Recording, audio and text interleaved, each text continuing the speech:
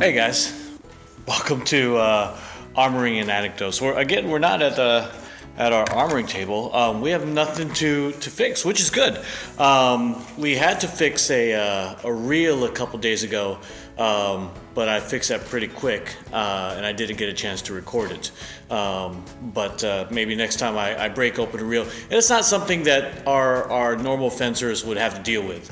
Usually the club owner or the club armorer will have to deal with the reel. So it's not something that our fencers usually have to work with in their own equipment. But what I wanted to do today was answer some questions from some of our youth fencers. So they asked me a number of questions, so I'll answer them today.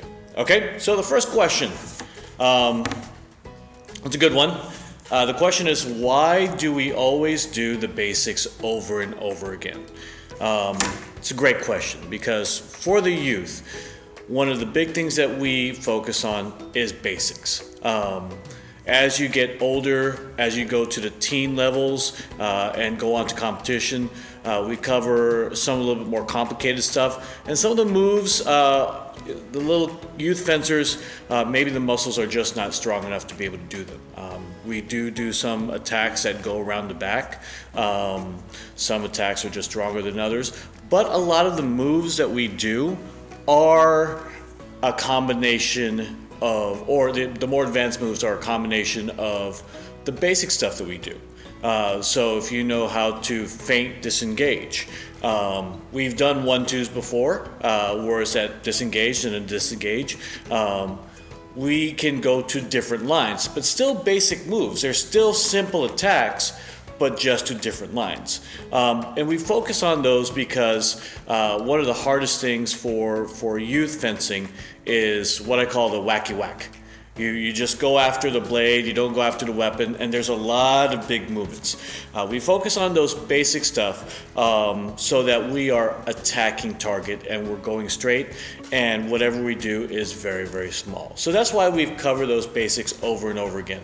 A lot of times we understand that when we do competition. So on a typical year where we do competitions almost every month, you come to realize that because in order for you to actually win those bouts, you have to remember to do those basics. But because we haven't been doing a whole lot of competitions, that really hasn't come to the mind for for a lot of our fencers, or come to the realization for a lot of our fencers. So in club, when we're not keeping score, a lot of different things tend to come out, and a lot of creativity tends to come out in our fencing. Next question. Am I a comedian? I'm not. Maybe my kids and my wife would like to think so, but I'm not a comedian. However, one thing that I've learned over the many years that I've been teaching kids is this has to be fun. If you're having fun, you're enjoying yourself, you're laughing, you're probably also learning. So that's why I tend to make a lot of jokes, try to make a lot of the kids laugh, because if they're having fun, they enjoy their time being here. The next question, do I own a store? Simple answer, I don't own a store. My daytime job, I work on Fort Bragg. I'm a school liaison officer for the Army. So I'm not in the Army, I used to be. Someone asked the previous question, am I a comedian? I used to be a teacher. So right after college, I was a business technology middle school teacher. But in college, I was a physical education, exercise, and sports science major. So yes, you can major in PE. After that, I was a Parks and Recreation director. And then I became a school liaison officer for the Army. And I've been doing that for the last 18 years. And at the same time, I've been running this club. How many students do we have? Oh, wow, I haven't really been keeping count. So let's say roughly 20 students per night. And so I'm here about 3 nights a week. So we're looking at about 50 to 60 students. So that's a rough estimate. How old am I? I'll let you guess. How old do you think I am? But I'll tell you. I am 43 years old. Hopefully I don't look it. Can we use lightsabers? If you've been here at any number of months up to a year, you've probably seen that we do have lightsabers in the class. So every once in a while we do something fun and we play with the lightsabers, but every once in a while we do a special lightsaber class. And sometimes we bring in guests to help us teach that class. So we've brought in fight directors from Cape Fear Theater. We've brought in martial artists, specifically Hakeem Isler from Level Dynamics. He teaches ninjutsu down there, so he's given us one point of view of working with swords, or lightsabers for that matter. We've also brought in dancers to teach the students how to twist and twirl and land without falling down. What are all the fencing moves? There's a lot, but it's like chess. You learn the basics, you practice the basics, and then you become creative out of that. So I mentioned before, for example, we have straight attacks that just go straight. But there are a lot of different target areas that we can go for straight attacks. So we can go straight to to 4, we can go straight to 6, to 8, to 7. So there are a lot of different places that we can attack. We've learned beats or parry riposte in class. So not only can we do straight attacks, we can do different types of beats on the blade. We can beat, we can press, we can glisse. I don't know if we've ever used that term before in class. We could do a prise de fer and hit that weapon really hard. We could do different pathways to target. So you've heard in class disengages or counter disengages, coupes, low attacks. There might be a specific name for that. There's counterattacks, which in foil is typically a bad thing to do, but there are good times to use it.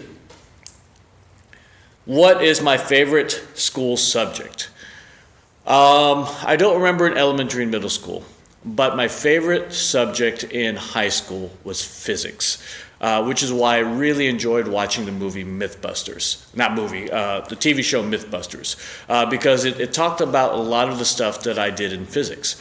So I really enjoyed physics in high school. I took it in my sophomore year in high school, and I was in California at the time at North Salinas High School. And the teacher graded on a curve, meaning whoever had the best score in class, that is the highest score you can get. So if the best score in class or for that test was an 80, so whoever got an 80 had the highest score. That would be the A. So if you had a 79, you might have the second highest score. He also allowed you to have a cheat sheet. Like he would give you an index card, and you can write as many notes and formulas that you would need for that test. And for the final exam, he gave you a whole sheet of paper. And I can write really small, so I was able to fit in all the computations, the equations that I needed for those tests. But physics was one of my favorite courses in high school. Have I ever won a competition in something else besides fencing? In high school, I ran track. I'm good at running, but I'm not great at running. So I never won any racing competitions or racing meets. I also played a lot of basketball when I was a kid. Once I started track, I didn't play basketball as much. That was kind of more recreational with friends, so I was never really in any tournaments for that. The one sporting event that I did win once was racquetball. I took racquetball before I actually started fencing in college, and the team that I was on, it was the first year I ever played racquetball. I never played racquetball before that, but I learned pretty quick. I learned sports pretty quick, and so we had a tournament in racquetball. It was a team tournament, and the team that I was on won. So it wasn't just me. I was on a team. I did coach soccer one time. My kids' soccer team, their coach had to deploy, and so my wife asked me to coach that year because she felt that I know how to coach fencing, I should be able to coach soccer. I don't know a thing about soccer, not much. I had to learn pretty quickly, and I learned after watching my kids play soccer for so many years. So I wasn't playing, but I was coaching. So that year that I was coaching, we went undefeated. That was the one and only year that I coached soccer. And then after that year, I didn't coach soccer anymore. Last question, an odd one.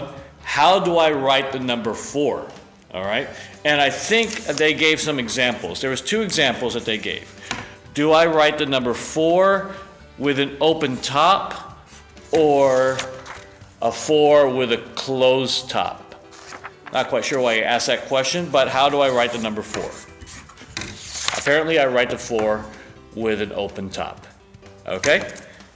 Well, I'm glad I was able to answer those questions. Maybe next time we'll do a question and answer for the teens, not the teens asking me questions. We'll ask questions for the teens. So look for that. Hope everyone's healthy and safe. Remember to try fencing, and we dare you not to love it.